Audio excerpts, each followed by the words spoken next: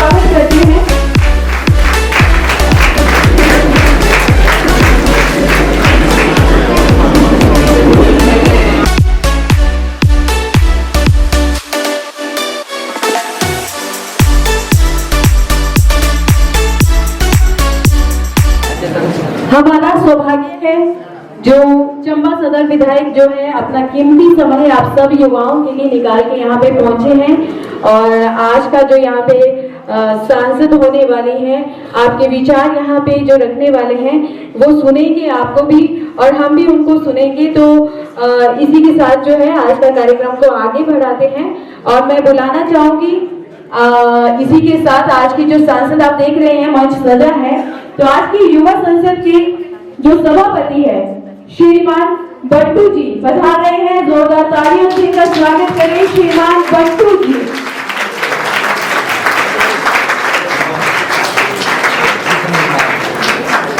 नमस्कार, मैं बट्टू नेहरू युवा केंद्र चंबा द्वारा प्रायोजित जिला स्तरीय युवा सांसद के सभापति के रूप में यहाँ पर उपस्थित शासन व प्रशासन के सभी अधिकारियों एवं भिन्न भिन्न संस्थाओं युवा मंडलों से आए हुए युवाओं एवं युवतियों कार्यकर्ताओं का स्वागत करता हूँ। आज के कार्यक्रम का उद्देश्य है कि किस प्रकार से युवा नेतृत्व करें और देश की उन्नति एवं विकास में अपना योगदान दे। इन्हीं उद्देश्यों की पूर्ति के लिए नेहरू युवा केंद्र द्वारा युवा सांसद का आयोजन किया जा रहा है। मैं आज की कार्यवाही शुरू करने की अनुमति देता हूं।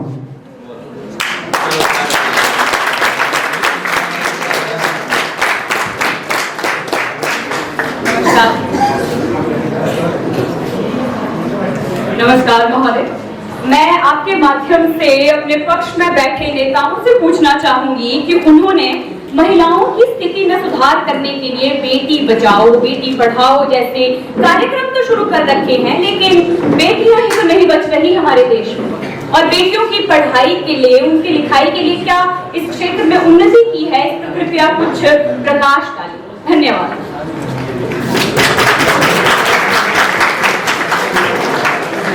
नमस्कार, यहाँ पर उपस्थित सभी गणमान्य लोग और श्रोतागण, आप सभी को मेरा नमस्कार। तो विपक्ष के नेहा शर्मा को मैं सभापति के माध्यम से उन्हें कुछ बताना चाहूँगा कि अगर हम बात करें बेटी बचाओ या बेटी पढ़ाओ या फिर सरकार के द्वारा चलाई गई विभिन्न स्कीम्स की, विभिन्न परियोजनाओं की, तो सरकार के द्वारा आजकल बेटी बचाओ बेटी पढ़ाओ ये भी एक स्कीम है जो 22 जनवरी 2015 को बेटियों के लिए इम्प्लीफाई की गई थी। अगर मैं बात करूँ हमारे चंबा डिस्ट्रिक्ट की, तो जब उन्होंने बात की एजुकेशन पॉलिसीज की, तो आज अगर हम चंबा की पॉपुलेशन की तरफ ध्यान दें तो पॉपुलेशन है 5,19,080, लेकिन आज जिस तरह से जो इस देश की महिलाएं हैं वो सामने आ रही है, बेशक जितनी स्कीमें उन्हें लागू की गई है, लोगों को रोजगार मिल रहा है, आज जगह जगह आशा वर्करें अपना काम संभाल रही है। कोरोना की इस महामारी की भयंकर स्थिति में भी हर घर में जाके टीकाकरण की परिस्थिति में सुधार लाया गया। बात करें अगर हम रूरल एरियाज के हेल्थ की फैसिलिटीज के बारे में, तो हर घर में जाके आज जितने भी हमारे वुमेन्स वो सैनिटरी पैड्स हो गए, आपके मेडिकल कितने भी इश्यूज हैं, उन सबको लेके वो जागरूक हैं, उनमें अवेयरनेस फैल चुकी है। मैं बात करना चाहूंगा मैरी कॉम की, जो हमारे देश को 6th बार गोल्ड ला चुकी है वर्ल्ड बॉक्सिंग चैंपियनशिप में। बात करूं मैं अवानी आपकी, उनकी जो यंगेस्ट फ्लाइंग जेट उड़ाने के लिए यंगेस्ट फीमेल बनी गई है। बात करूं मैं निर्मला सीतारमण की, जो हमारे देश की मिनिस्ट्री है, जो इस देश के आगे संभाल रही है। तो बस ये कहना चाहूंगा मैं आपको। विपक्ष के संसद के रूप में सत्तारूढ़ पार्टी से ये प्रश्न पूछता हूं कि जो आपने स्वच्छता के अभियान चलाए हुए हैं, वो तो पूर्व में हमारी सरकारें जो है पहले ही चला चुकी हैं। इन अभियानों को केवल नाम परिवर्तन करके जो आप इन अभियानों को चला रहे हो, ये केवल ऐसे ही जुमले मात्र से लगते हैं आपके। स्वस्थ अभियान जो आपके चले हुए हैं, इनको आप केवल फोटो तक ही सीमित रखा हुआ है। इस पर मैं विपक्ष सत्तारूढ़ पार्टी से प्रश्न करना चाहता हूं। नमस्कार सबको। जैसा कि हमसे पूछा गया है कि सरकार ने स्वच्छ भारत अभियान के लिए, स्वच्छ भारत के लिए बहुत सारे अभियान चलाए हुए हैं, लेकिन बात ये नहीं है कि हम स्वच्छता को अपनाने के लिए कितने अभियान चलाते हैं। बात ये है कि जो भी अभियान चलाए गए हैं, हम उन पर कितना काम कर पाएंगे और कितना काम कर सकते हैं। तो नई स्कीमों को अगर हम ना चला पाए तो बेहतर ये होगा कि जो स्कीमें पहले से चली हुई हैं, हम उन्हें अपने नैतिक मूल्यों में धारें, अपने जीवन का एक अभिन्न पार्ट बनाएं और उसके अनुसार स्वच्छता में अपना योगदान सुनिश्चित करें।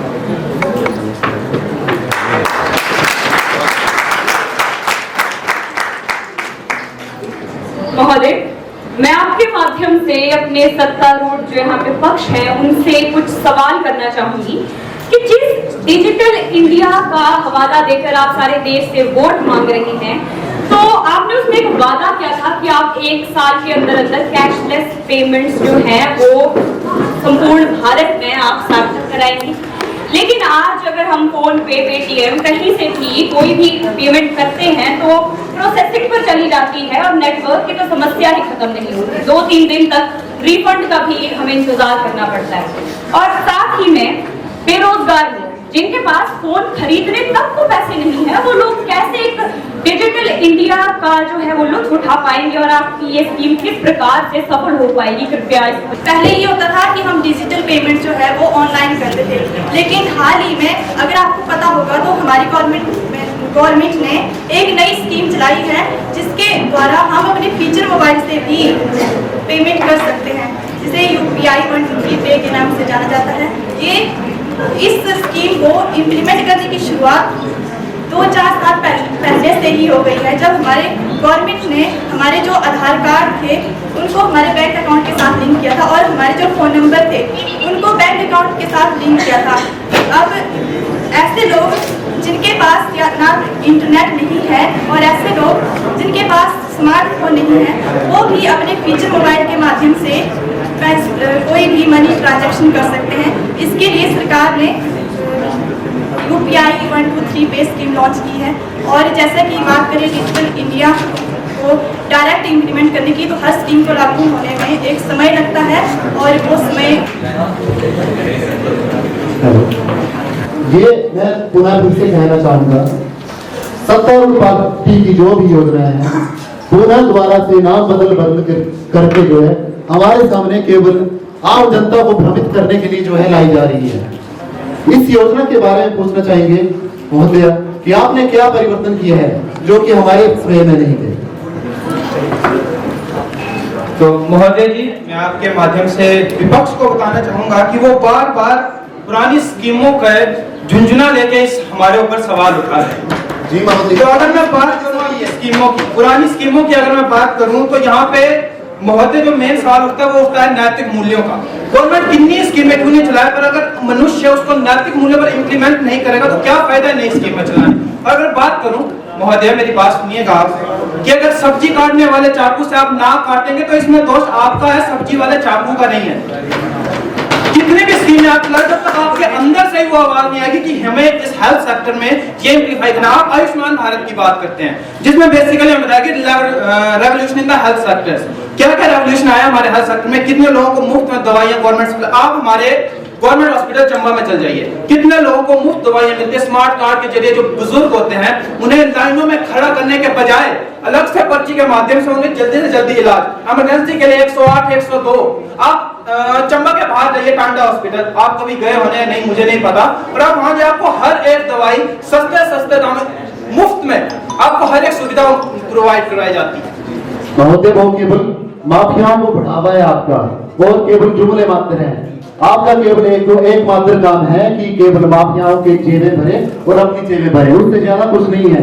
और धरातल पर बहुत कुछ भी नहीं है स्कीमें आपकी, कहीं पर भी सामने नहीं आ रही। और जनता को भ्रमित करने का काम जो किया जा रहा है वो तो आपकी पार्टी को बहुत अच्छे से कर रही है। क्या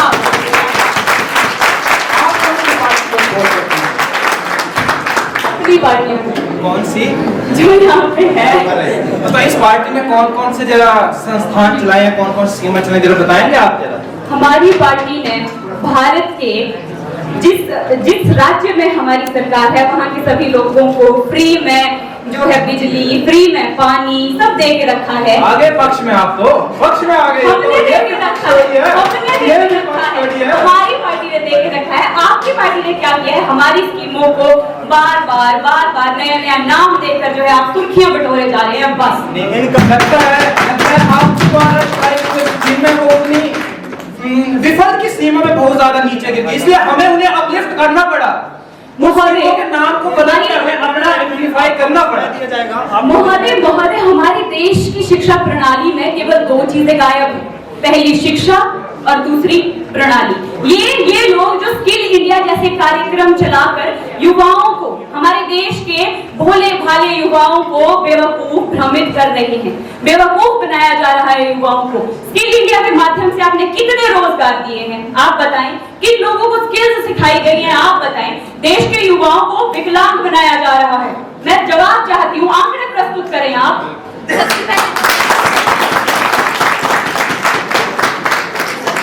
इस बारे में बोलना चाहूंगी, जैसे कि आप लोगों ने बोला कि हमारी जो पुरानी स्कीम्स पहले से चली हुई हैं उनको दोबारा से उन्हीं के नाम पर चलाया जा रहा है। तो इसके लिए मैं बता दूं कि जैसे कि हमारा संविधान भी बड़े पहले बन चुका था और इसमें पर हमें उसमें संशोधन करने की आवश्यकता रहती है। तो गवर्नमेंट द्वारा चलाई गई कोई भी स्कीम है, अगर वो उसमें कुछ कमियां पाई जाती हैं तो उसे भी हम नए तरीके से इम्प्लीमेंट कर सकते हैं। तो इसमें ये नहीं होना चाहिए कि हम पुरानी स्कीमों को दोबारा से चला रहे हैं, क्योंकि हमें रिफॉर्म करने की टाइम टू टाइम जरूरत पड़ती है। जैसे कि मैंने संविधान का एग्जाम्पल दिया कि उसमें भी हम समय पर संशोधन करते हैं। तो पुरानी स्कीमों को कुछ बदलावों के साथ, कुछ अच्छे अपॉर्चुनिटीज के साथ अगर उन्हें दोबारा से इम्प्लीमेंट किया जाता है तो इसमें कोई बुराई नहीं है। और रही बात युवाओं की, तो आजकल इतनी फैसिलिटीज हैं कि ये कहना है कि आज का युवा जो है वो कमजोर है या फिर उसको इतनी भी समझ नहीं है कि क्या उसके लिए सही है और क्या उसके लिए गलत है, ये कृपया गलत होगा। महोदय, मैं आपके माध्यम से अपने सत्ता पक्ष को कहना चाहूंगी कि हिंदू मुसलमान के नाम पर देश में जो है दंगे फसाद कराने से कोई लाभ नहीं होता। और मैं ये पूछना चाहूंगी कि आपने अब तक हमारे देश के युवाओं के भले के लिए, उनकी उन्नति के लिए, रोजगार के लिए क्या क्या किया है, आप बताएं। देश में बेरोजगारी बढ़ रही है, जीडीपी जो है हमारी माइनस में जा रही है, क्या किया है आप लोगों ने? देश को नीचे नीचे नीचे करते जा रहे हैं और हमारी पार्टी पे आप जो है दोष लगाते जा रहे हैं। तो महोदय, मैं आपके माध्यम से अपने विपक्ष के संदर्भ में इनको कुछ कहना चाहूंगा कि प्रशासन लोगों के पास जा जाके ये नहीं कहता कि आप हिंदू मुसलमान की जगह लड़ो, उसके नाम पे दंगे करो। नैतिक मूल्य आप समझते हैं, नैतिक मूल्य क्या होते हैं, कि क्या लोगों की नैतिक मूल्य, क्या उन लोगों की सोच है, उसके बेसिस पर आजकल जो है वो हिंदू मुसलमान, और ऐसा नहीं कि प्रशासन उनके ऊपर कोई ठोस कदम नहीं उठा रहा है कि प्रशासन ने उनके ऊपर चुपचाप चुप्पी साधी हुई और हाँ हमने झुंझुना पकड़ा दिया और चलो आप लड़ते जाओ, हम कुछ नहीं करेंगे। महोदय, सर्व शिक्षा अभियान का झुंझुना तो आपने पकड़ा कर रखा है, वो भी हमारे देश के सभी भोले भाले युवाओं को। इस पर जवाब है। अगर युवाओं भोले होते तो आज हिंदू मुसलमान के दंगे नहीं हुआ करते। वो तो आपकी वजह से करवाए जा रहे हैं। किसी को डायरेक्ट ब्लेम करना, ये नहीं कोई एक किसी काम के लिए जिम्मेदार नहीं हो सकता कि हाँ ये आपकी माफ कीजिए, आपकी ही पार्टी के लिए किसी ने ट्वीट भी की थी, मुझे लगता है, जो कि आपसे ही एसोसिएटेड है। जी बिल्कुल कुछ नहीं। मैं आपसे पूछना चाहूंगी कि आयुष्मान भारत को सफल बनाने के लिए आपकी पार्टी ने क्या किया है?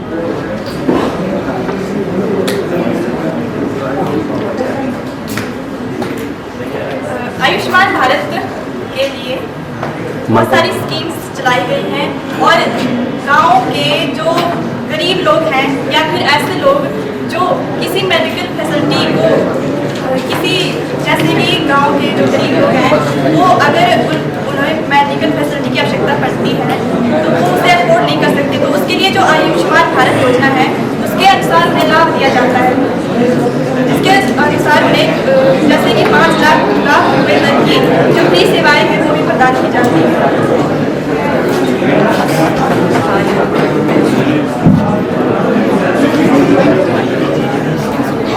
और मैं अब आपसे ये पूछना चाहूंगी कि आप बार बार सवाल उठाए जा रहे हैं कि हमारी पार्टी ने जो दंगे फसाद करवाए उनके पीछे हमारा हाथ है, या फिर आयुष्मान भारत जो कि एक कल्याणकारी योजना है, इस पर भी आपने सवाल उठाए, तो इसके समाधान के लिए आप क्या कहना चाहेंगे? क्या आपके पास कोई सुझाव है जो आप रखना चाहेंगे? मैं माफी चाहूंगी, यहीं से शुरू करेंगे, लेकिन इसी के बीच हमारे जो आज के मुख्य अतिथि है वो पहुंच रहे हैं, तो आइए जोरदार तालियों से स्वागत करेंगे हम लोग सब मिलके, क्योंकि हमारे आज की युवा जो है चाहता है कि देश की तरक्की के लिए ये युवा जो है अपना पूरा सहयोग अपना योगदान देने के लिए एक वो हमारी सरकार की वजह से ही चल रहा है। हमारे आज के गेस्ट ऑफ ऑनर जिला परिषद अध्यक्ष नीलम कुमारी जी हमारे बीच पहुंच चुके हैं। जोरदार तालियां बजती रहनी चाहिए। चलिए इसी के साथ कंटिन्यू रखते हैं क्योंकि बहुत मजा आ रहा है। और जहाँ तक बात की जो आप स्कीम है वो आपके समझ से, तो मैं आपसे पूछना चाहूंगा कि आपके टाइम पे कौन से डबल हेलमेट के ऊपर चलान हुआ करता? एक सामने हेलमेट डालता, पीछे बिना हेलमेट के चलो।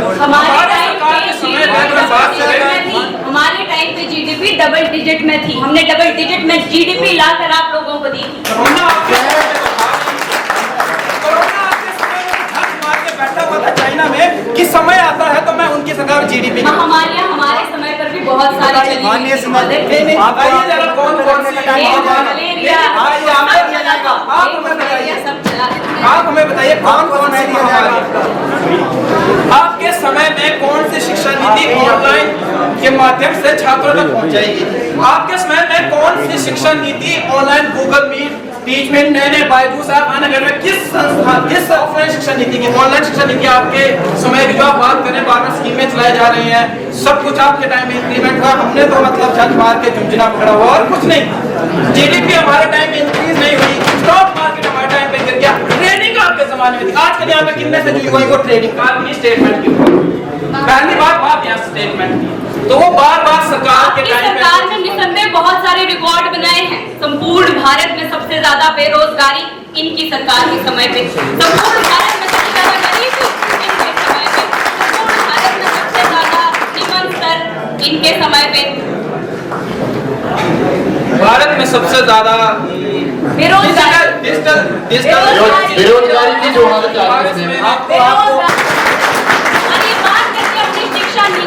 ये बात करते हैं अपनी शिक्षा नीति की, तो एक विद्यार्थी जो बेचारा एग्जाम देता है उसका रिजल्ट निकालने में आप लोग 2 साल लगा देते हैं और चुनाव के रिजल्ट 2 महीने।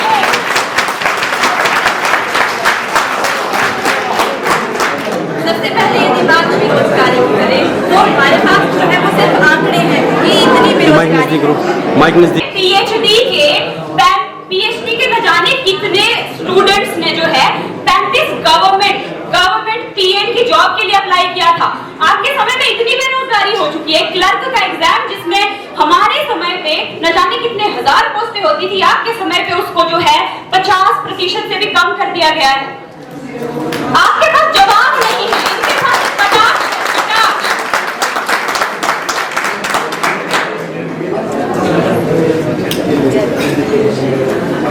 बेरोजगारी की बात अगर हम करें, जो आप कह रहे हैं कि इतनी पोस्टें हैं, इतने वैकेंट स्पेसेस थे, इतना सब कुछ है, तो आज पीएचडी अगर आपको नॉर्मल बताओ कि अगर कोई भी पीएचडी करे तो उसको सरकार की तरफ से 25,000 पर मंथ मिलता है। सिर्फ नॉर्मल कोई अगर वो सरकारी जॉब नहीं करे, नॉर्मली अपने घर में, तो नॉर्मली अगर आप मैं नॉर्मली आप सभी केवल 5,000 की बढ़ोतरी हुई है उसमें बिल्कुल, बिल्कुल। हमारे इसमें 20,000 जो है वो दिए जाते हैं, केवल इतनी सी बढ़ोतरी और बेरोजगारी में तो बहुत ज्यादा बढ़ोतरी हुई। तो ये सोच में है कि हर कोई सोचता है कि हमें गवर्नमेंट जॉब भी मिले, तभी हम रोजगार पाएंगे। प्राइवेट सेक्टर में इतना कुछ है,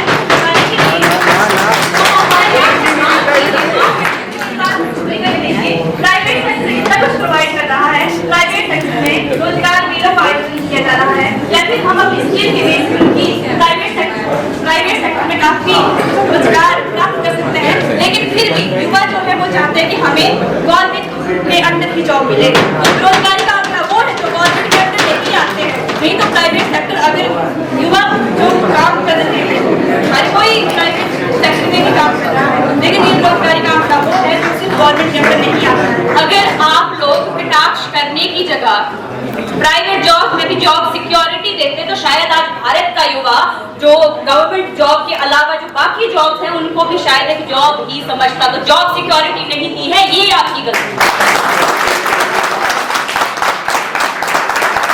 ये सुनिश्चित कीजिए कि प्राइवेट सेक्टर में जो है हमारे युवा की जॉब सिक्योर है वहाँ पर।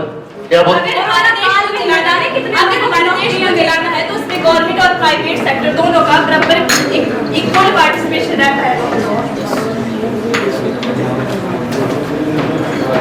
तो ऐसा नहीं है कि हमें हमारे देश को उन्नति के मार्ग पर आगे बढ़ाना है या फिर बेरोजगारी के आंकड़ों को खत्म करना है, तो वो सिर्फ गवर्नमेंट की ही जिम्मेदारी है। अगर हमारे देश को चलाने में प्राइवेट सेक्टर इक्वल पार्टिसिपेट कर रहा है, जैसे कि अब हमारी जो एयर इंडिया है वो भी प्राइवेट सेक्टर के हाथों में चली गई है। वन स्टॉप सेंटर स्कीम जो निर्भय केस का निर्भय फ्रंट के थ्रू चलती है, जो आपके अंडर सेक्शन 21 पीनल कोड के थ्रू जो एम्प्लीफाई की है। बात करें आप स्टेप की, support for the training and employment programme for women, वो भी बेटी बचाओ बेटी पढ़ाओ। ये कोई यूएस से देश नहीं जहाँ पे 50% औद्योगिकरण है और 50% गवर्नमेंट। आप बोल रहे हो लोकतांत्रिक देश है, परंतु लोकतंत्र के आधार पर आपका जो है कोई भी कार्य नहीं हो रहा है, केवल और केवल तानाशाही चल रही है आपकी सरकार में। अच्छा, मतलब आपको आपके घर में ये उपलब्धि नहीं दी गई कि आप मेडिकल सेलेक्ट करो या आपको बोला नहीं आप आर्ट्स जबरदस्ती तो नहीं ला रही हैं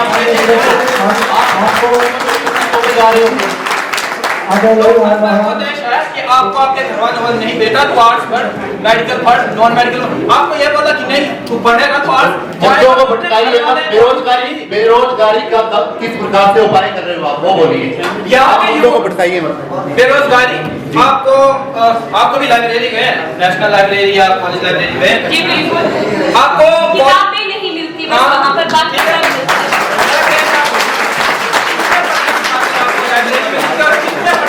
आपको कॉलेज के पार्किंग ग्राउंड में दिखते हैं। हम अपने कॉलेज की बात करें, गवर्नमेंट कॉलेज चंबा की, कितना % छात्र आपको लाइब्रेरी में दिखते हैं? मेरे को आप प्लीज लाइब्रेरी में बैठने की जगह मिले तो बच्चे लाइब्रेरी में जा सकते हैं।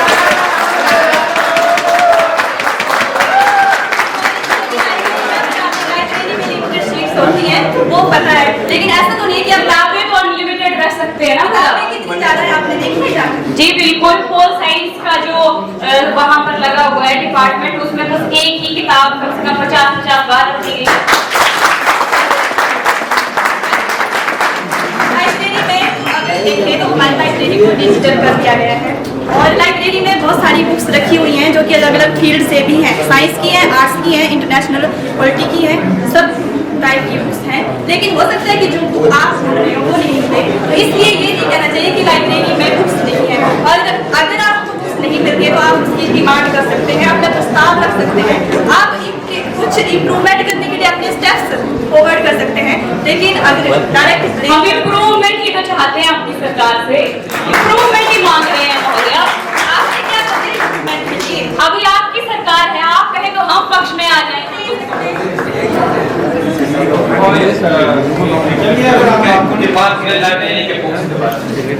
अगर आप इतने समझदार होते, इतना आपको यकीन होता, इतने आप तो बात कर रहे हैं ना कि हमारे टाइम में ये होता था, हर बार जब बात करें डिजिटल क्या, अगर आपको पता होता कि कौन कौन सी वेबसाइट आप डाउनलोड किए प्रमोशन कर रहे हो अपनी वेबसाइट का। डिजिटल इंडिया का टॉपिक यहाँ की हमें आपने बात की कि कैशलेस, आपने बात की कैशलेस इंडिया बनाना है, आपने बात की कि इतने सारे हमारे कैशलेस कितने सारे लोगों के पास सरकार की स्कीमों की बात कीजिए, यहाँ पे रिफंड नहीं मिलता है। सरकार की स्कीमों की बात कीजिए, एक लोग करके आगे हो आप। शांति बना करके सरकार की स्कीमों की बात कीजिए आप अपनी। तो आप इनको बस बेरोजगारी के मुद्दे से भटकना है, इनको बस बेरोजगारी के मुद्दे से भटकना है।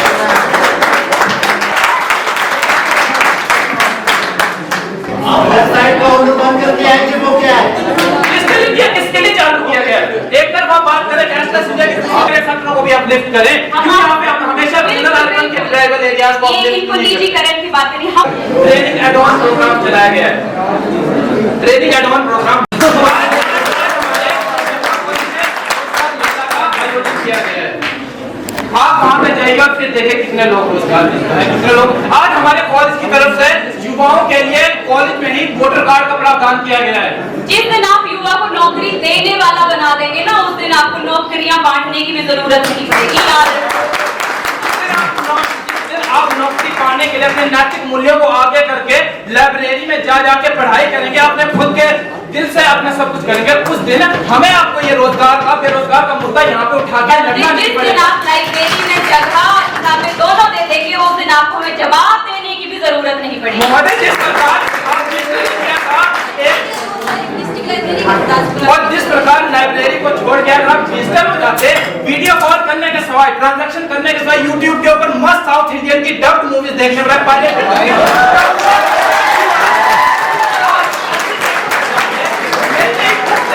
तो आज आप यहाँ बैठे बेरोजगार का झुंझुना नहीं उठाया होता। ना जाने कितनी साउथ की मूवीज देख कर आए, लेकिन हम साउथ की मूवीज नहीं देखते। हम आपसे मांग रहे हैं देश के लोगों के लिए इंसाफ, देश के लोगों को अच्छा पाठ्यक्रम दीजिए, देश के लोगों को अच्छी एजुकेशन दीजिए, देश के लोगों को जो है ऊपर बढ़ने नौकरी बनाने वाला, देश के लोगों को बिजनेस की टेक्निक सिखाइए, देश के लोगों को आप बड़ा बनाइए। 8वीं क्लास तक गवर्नमेंट स्कूलों में फ्री बुक्स प्रोवाइड करना, आंगनबाड़ी में फ्री भोजन का आयोजन करना, वो किस जगह आ गए? वो भी तो एक युवाओं का कल्याण ही है। वो बहुत पहले से चला आ रहा है, उसका क्रेडिट आप लीजिए। पाठ्यक्रम भी आपके ही आयोजन हो जाएगा, आप भी उसका जिम्मा लेंगे। शांत हो जाइए, शांत हो जाइए, इनका माइक डिस्कनेक्ट करना, शांत हो जाइए, बस आपका माइक। आप बात की जो है वो सत्र की कार्रवाई को यही पे स्थगित किया जाता है। ठीक है, काफी हमारे आज के मुख्य अतिथि श्री पवन नैयर जी को टोपी और शॉल पहनाकर सम्मानित करें, उनका स्वागत करें।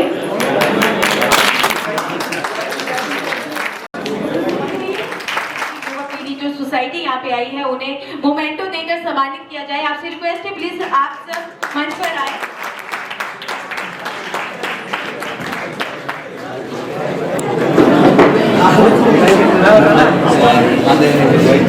नेहरू युवा केंद्र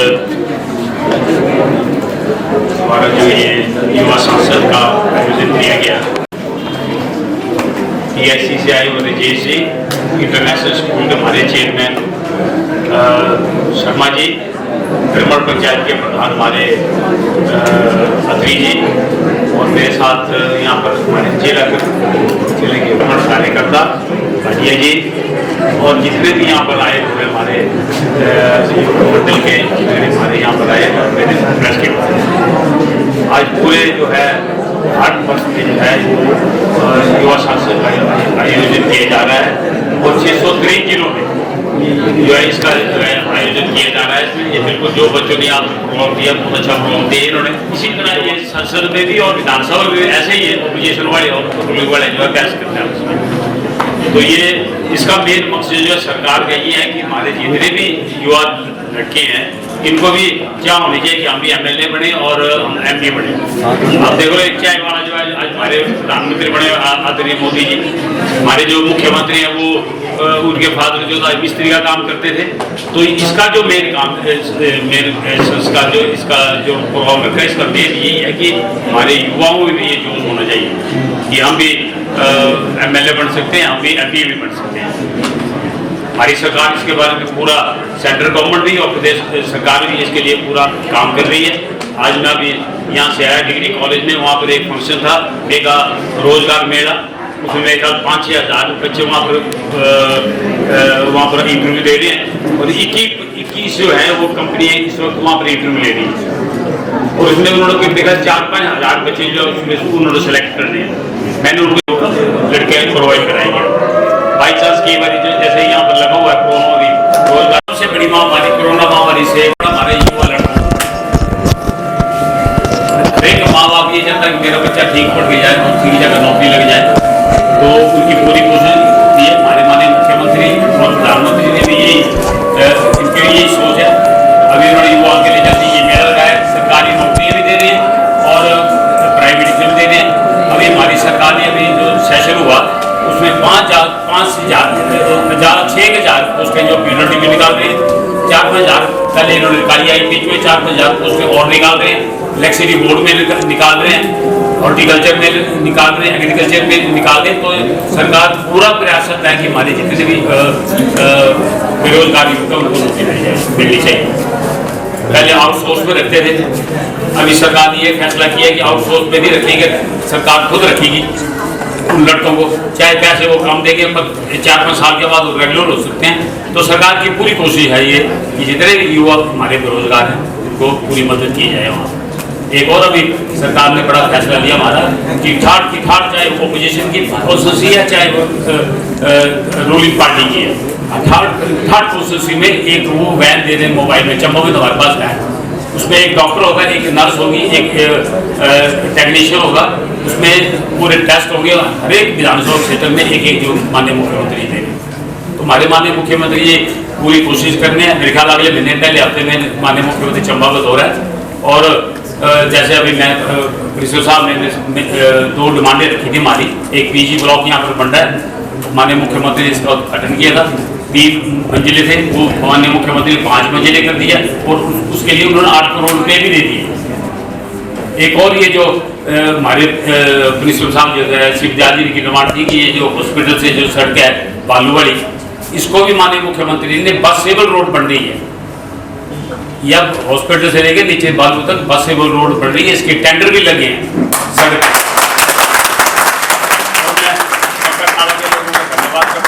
क्योंकि उसकी दुकानें आ रही थी, उसकी कोई थोड़ी में जो वो सारे मान गए और हमने भी उनसे वायदा किया कि हम आपको कहीं ना कहीं एडजस्ट करेंगे।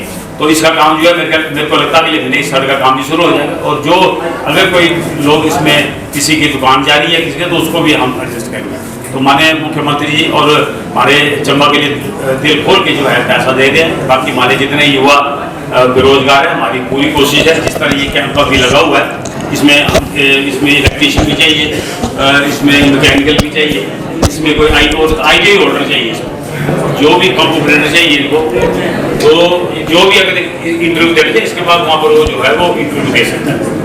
तो मैं इसके लिए, क्योंकि एक प्रोग्राम मेरा स्पोर्ट्स का भी और है, मैं रात को 11:30 बजे तो जब मेरे को विवेक जी ने फ़ोन किया था और प्रिंसिपल साहब भी फ़ोन कर रहे थे, एक जेल का टूर्नामेंट भी क्रिकेट का, तो मैंने सबको रात को 11:30-12 पहुँचा और अभी आज मैंने कहा ये सारे काम आज मैंने कर लेना है, इसलिए मेरे को यहाँ पर विवेक जी ने बुलाया और जितने यहाँ पर जिन्होंने इसमें हेल्प की है, मेरे को अभी विवेक जी कह रहे हैं कि इन्होंने जो बेचारे जो कह रहे हैं बड़ी हेल्प किरदार हमारे साथ ये किया है, तो उनको भी मैं मुबारकबाद देता हूँ, बहुत अच्छा आपने काम किया। और मैं खासकर नए रिव्यू के अंदर के जितने भी विवेक जी और पूरे जिन्होंने भी इनके सहयोग किया उनको मैं मुबारकबाद देता हूँ और मैं मेरी तरफ से जो भी इनकी हेल्प होगी मैं करने की। और सरकार तहे दिल से हम शुक्रिया अदा करना चाहूंगी, इन्होंने अपना कीमती समय हमें दिया है। तो इसी के साथ मैंने एक बुलंद आवाज, चंबा की बुलंद आवाज, युवा जो कि ज्यादा उम्र नहीं है लेकिन उन्होंने मुकाम हासिल किया आप सब जानते हैं। मेरे साथ मैंने इन्हें यहीं पे रोक दिया था, नीलम कुमारी जी को, और मुझे बहुत प्राउड फील होता है और मैं इनसे इतना बहुत कुछ सीखती हूँ। शायद आप भी आज बहुत कुछ सीख के जाने वाले हैं, लेकिन मैं इससे पहले हमारे मुख्य अतिथि जो है, मैं चाहूंगी सर आप एक बार फिर यहाँ पे आए और हमारे जितने भी मेहमान हैं यहाँ पे आए। समय थोड़ा कम है इनके पास। जिस दिन तेरी फतेह का परचम इस मिट्टी पर लहराएगा, क्या जमीन क्या आसमां ये हिंदुस्तान मिल जाएगा, ये हिंदुस्तान मिल जाएगा। नमन मेरा युवा देश के वासियों को। सम्माननीय मंच, नेहरू युवा केंद्र संगठन के समस्त वॉलंटियर्स, यूथ क्लब के विभिन्न क्षेत्रों से आए हुए प्रतिभागी गण व मेरे प्यारे भारत के युवा साथियों, आप सभी का मैं दिल की गहराई से हार्दिक अभिनंदन करती हूँ, हार्दिक स्वागत करती हूँ। जिस तरह से आज आपने देखा कि चंबा में ही चंबा की बुलंद आवाज, चंबा की बेटी नेहा और साथ में जितने भी और पार्टिसिपेंट्स थे, क्षमा चाहूंगी उनका नाम मैं नहीं जानती हूँ, नेहा को मैं इसलिए जानती हूँ क्योंकि पहले से परिचित हूँ। और जिस तरह से सभी ने आज के इस यूथ पार्लियामेंट में बढ़ चढ़कर भाग लिया है, बहुत खुशी होती है कि हमारे बीच ऐसे टैलेंटेड युवा हैं, ऐसे टैलेंटेड बच्चे हैं जिनको एक प्लेटफॉर्म की जरूरत है। और आप सभी को मैं संबोधित करती हूँ क्योंकि आप हमारे भारत का भविष्य हैं, आप हमारी युवा पीढ़ी हैं और जिस भी देश की युवा पीढ़ी मजबूत होती है वो देश मजबूत कहलाता है। क्यों? क्योंकि जो युवा होते हैं वो रीढ़ की हड्डी होते हैं। रीढ़ की हड्डी मीन्स कि जिस तरह शरीर में रीढ़ की हड्डी काम करती है, अगर रीढ़ की हड्डी आपकी फ्रैक्चर हो जाएगी तो आप सही से चल नहीं पाएंगे, कोई भी काम आप अच्छी तरह से नहीं कर पाएंगे। बावजूद इसके यदि आप फिजिकली फिट रहते हैं, मेंटली फिट रहते हैं, अच्छी आदतें आप अपने अंदर विकसित कर सकते हैं या वो सारे काम कर सकते हैं जो आपके देश को ऊपर उठाने के लिए महत्वपूर्ण योगदान दे रहे हो या दे सकते हो, तो अपने आप में ये बहुत बड़ी अचीवमेंट है। अब बात करूंगी मैं 2018 की, जब मैं भी नेहरू युवा केंद्र की वॉलंटियर थी और इसी तरह मैंने भी एक यूथ पार्लियामेंट करवाई थी। पहली बार चंबा में जो यूथ पार्लियामेंट हुई थी वो हमने करवाई थी 2018 में और वहाँ से मेरी सिलेक्शन भी हुई थी, उसमें मैंने भी पार्टिसिपेट किया था। और अब मुझे खुशी हुई थी जब मेरी सिलेक्शन ग्रेटर नोएडा के लिए हुई थी और मैंने पूरे हिमाचल को रिप्रेजेंट किया था। और इसी यूथ पार्लियामेंट यहीं से ऐसे ही मैं एज ए प्रोडक्ट यहाँ से निकली थी चंबा से, और वहाँ हमें पहली ऐसी संसद में बैठने का मौका मिला जो पहली बार भारत में युवा संसद करवाई गई थी, युवा संसद। तो उसकी मैं प्रतिभागी थी, मैंने पूरे हिमाचल प्रदेश को रिप्रेजेंट किया था, ना केवल चंबा को, पूरे हिमाचल को रिप्रेजेंट करने का मुझे मौका मिला था। और आप सभी बच्चों में मैं कहीं ना कहीं अपने आप को देख रही थी। जिस तरह से अभी वाद विवाद चल रहा था पक्ष विपक्ष, इसी तरह से हमने भी किया था और इसी तरह से हमने दिल्ली में भी किया था जब ग्रेटर नोएडा में नेशनल लेवल के हमारे साथ जो थे वो पार्टिसिपेंट थे।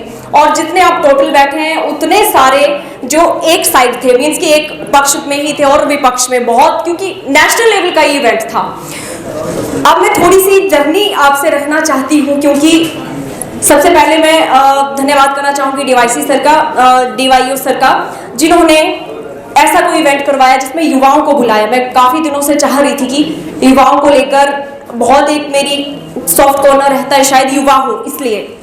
तो आप सभी कहीं ना कहीं उन चीज़ों का एक जो माइंड में आप कंसेप्ट लेकर चलते हैं, जैसे हमारे बीच दीपक जी हैं, इनसे मैं बहुत ज़्यादा प्रेरित होती हूँ। जिस तरह से इनकी संस्था है प्रेरणा, सच में ये प्रेरणा का काम करते हैं, युवाओं के बीच रहते हैं, युवाओं के लिए काम करते हैं।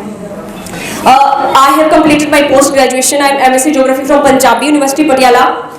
After that, I have cracked my sub-inspector exam in very first attempt without any coaching. My father is a mason, and that was a great challenge for me. Without coaching, I was getting first position in Himachal in sub-inspector exam. But my hard luck was there that I was rejected from interview by 1 number. And मैं disappoint तो हुई बहुत ज़्यादा, but हिम्मत नहीं हारी। क्योंकि थोड़ा सा जो मेरा बैकग्राउंड रहा है वो हारना जीतना उससे जुड़ा रहा है। क्यों?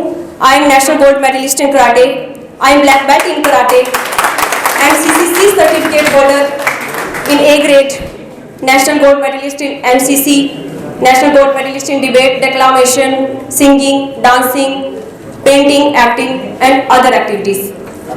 और इसके बाद नेहरू केंद्र में मुझे बतौर बेस्ट ऑलराउंडर का अवार्ड भी मिला था 2018 में, जब मुझे पूरे हिमाचल में बेस्ट ऑलराउंडर जो था वो चुना गया था। जो डीवाईसी कुल्लू थे लाल सिंह सर, उनको इसका मैं श्रेय देती हूँ। कहीं ना कहीं उन्होंने मुझे हिम्मत दी थी। मैं ये सब आपसे इसलिए नहीं शेयर कर रही कि मैं बहुत ज़्यादा इंटेलिजेंट हूँ या आप नहीं है, नहीं, मैं आपसे इसलिए शेयर कर रही हूँ क्योंकि मैं आप अभी एक ही कश्ती में सवार हैं।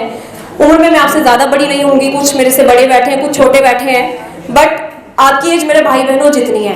हम परिवार में 4 बहनें, 1 भाई है, मैं सबसे बड़ी हूँ। यहाँ एक बच्चा बैठा है पीछे, सेंट स्टीफन में मैंने पढ़ाया है, स्टूडेंट है मेरा, और 2 साल मैंने टीचिंग भी की है सेंट स्टीफन में। वहाँ मैं कराटे कोच भी थी और टीचर भी थी। तो एक मेरी जर्नी थी जो चली आ रही थी। आई हैड नेवर एक्सपेक्ट, मैंने कभी नहीं सोचा था कि मुझे भी कभी पॉलिटिक्स में जाना होगा या मुझे भी कभी ऐसा कोई मौका मिलेगा जहां मैं पॉलिटिक्स में जाकर अपने चंबा के लिए ही नहीं, अपने हिमाचल के लिए कुछ ना कुछ कंट्रीब्यूट करने का एक अवसर पाऊंगी। तो 2016 के बाद कहीं ना कहीं थोड़ा सा एक स्ट्रेस वाला दौर मेरा आया था। क्यों? जब मुझे लगा कि इतना पढ़ने के बाद भी जब मैं एक जो एग्जाम में मतलब क्रैक नहीं कर पा रही हूँ, कहीं ना कहीं मुझे फील हुआ था। बट उसके बाद मैरिज, अभी मेरी 2 साल की बेटी है, और फादर इन लॉ ने मुझे थोड़ा इंसिस्ट किया, थोड़ा इस तरफ कहा, थोड़ा मोटिवेट किया कि इलेक्शन है, आप लड़ो, शायद कुछ अच्छा हो। क्योंकि थोड़ा सा आप सभी अभी बच्चे बैठे हैं, युवा बैठे हैं, मैं एक चीज़ आपको बताना चाहूँगी, पंचायती राज एक्ट ज़रूर पढ़ें, बजाय नेताओं को कोसने के, बजाय सिस्टम को चुनौती देने के कि ऐसा नहीं है, ऐसा था, ये होना चाहिए था, वो होना चाहिए था।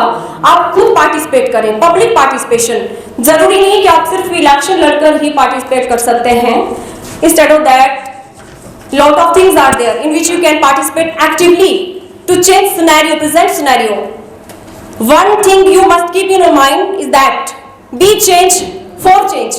अगर आप चाहते हैं कि सच में चेंज हो, अगर आप चाहते हैं कि सोसाइटी में सच में परिवर्तन आए, तो आपको अपनी एक्टिव पार्टिसिपेशन जो है वो उसमें देनी ही पड़ेगी। आप पंचायती राज एक्ट पढ़ें। आपने कभी पूछा होगा अपने गांव में जाकर कि एसएमसी क्या करती है, स्कूल मैनेजमेंट कमेटी क्या करती है। आप एक्ट 2009 पढ़े, एजुकेशन में उसमें लिखा हुआ है कि जो एसएमसी कमेटी है वो बहुत मेजर रोल प्ले करती है। तो एक मैं बात करना चाहूंगी आपके सामने, पॉजिटिव मेंटल एटीट्यूड, PMA। दूसरी मैं बात करना चाहूंगी आपके साथ जो इगोइस्ट, ये चीजों से हम वैसे भली भांति परिचित हैं। मैं आपको बोर तो नहीं कर रही हूँ, मैं पता क्यों इतना कह रही हूँ, मुझे शायद ऐसा लग रहा है कि मुझे इतना अच्छा मौका सर ने दिया है। मैं सच में सर आपका थैंक्स करती हूँ कि मुझे इंटरेक्ट करने का युवाओं के साथ मौका मिला है कॉलेज के बाद। कॉलेज में तो होता रहता था, बट उसके बाद मुझे अभी इतने ज़्यादा संख्या में युवा हमारे बीच है। अगर मेरे 2 शब्द आपको प्रेरणा दें, अगर मेरे 2 शब्दों से आपको वो कुछ गाइडेंस मिले, तो मैं यही समझूंगी कि मैं सफल हुई। एक मैं छोटी सी स्टोरी आपसे रखना चाहूंगी। एक बार एक आदमी था, हमारी जो सोच है वही डिसाइड करती है कि हम क्या बनेंगे। एक आदमी था, उसका रिकॉर्ड था, वैसे आप में से बहुत सारे बच्चों ने स्टोरी सुनी भी होगी, पढ़ी भी होगी, मैं भी बहुत बार इस स्टोरी को पढ़ती आती हूँ, सुनती आती हूँ, तो इसलिए आपसे शेयर कर रही हूँ। उसका रिकॉर्ड था कि वो पूरी दुनिया में कोई भी ताला हो उसको वो खोल सकता था बिना चाबी के। उसके लिए एक ऐसी चेन बनाई गई, उसके लिए एक ऐसा ताला बनाया गया जिसमें उसको बंद करके रखा गया, और उसको कहा गया कि ये वाला ताला कभी नहीं खोल सकते। जिसने ताला बनाया उसने एक चीज बिल्कुल लिख के दे दी, लिखित में दे दिया कि इस ताले को कोई नहीं खोल सकता। ऐसे में क्या हुआ कि वो जो आदमी था जिसका वर्ल्ड रिकॉर्ड था ताले खोलने का बिना चाबी के, वो थोड़ा सा असमंजस में पड़ गया कि ऐसा ताला पता नहीं मैं खोल पाऊंगा नहीं खोल पाऊंगा, क्योंकि इससे पहले उसने बहुत सारे ताले खोले थे। आप यकीन नहीं करेंगे, वो सच में उस ताले को खोल नहीं पाया। क्यों? क्योंकि ताला लगाया ही नहीं गया था। उसको जस्ट कहा गया था कि ताला आप नहीं खोल पाओगे, तो ताला कहाँ लग गया उसके माइंड में। उसको लगा कि हम ताला मैं सच में नहीं खोल पाऊंगा, ताला तो था ही नहीं। ताला कहाँ था? ताला उसके दिमाग में लग गया, उसको लगा मैं नहीं खोल पाऊंगा। इसी तरह से आदमी को पनिशमेंट दी गई कि उसको किंग कोबरा से डसवाकर मृत्यु दंड दिया जाएगा। वो आदमी इतना डर गया, इतना बेचैन हो गया, जैसे ही वो समय नजदीक आया, सारे जितने भी वहां पर लोग थे उनकी नजरें उस आदमी पर थी और उस आदमी की आंखों में पट्टी बांधी गई, उसको 2 सेफ्टी पिन चुभोई गई और उसी से वो मर गया। और जब इसका पोस्टमार्टम हुआ, जब मेडिकल में एक रिपोर्ट सामने आई, आप यकीन नहीं करेंगे, जो किंग कोबरा में जहर होता है उसके शरीर में पाया गया। ये कैसे हुआ? आपका जो दिमाग है आपके लिए दवाई भी क्रिएट कर सकता है और जहर भी। देखो, हम हमेशा पढ़ते आए हैं भगवान भगवान। भगवान क्या चीज है? भगवान, भूमि, गगन, वायु, नीर, इस तरह से, मतलब ये 5 जितने भी हमारे एलिमेंट्स हैं वो अपने आप में वही भगवान है।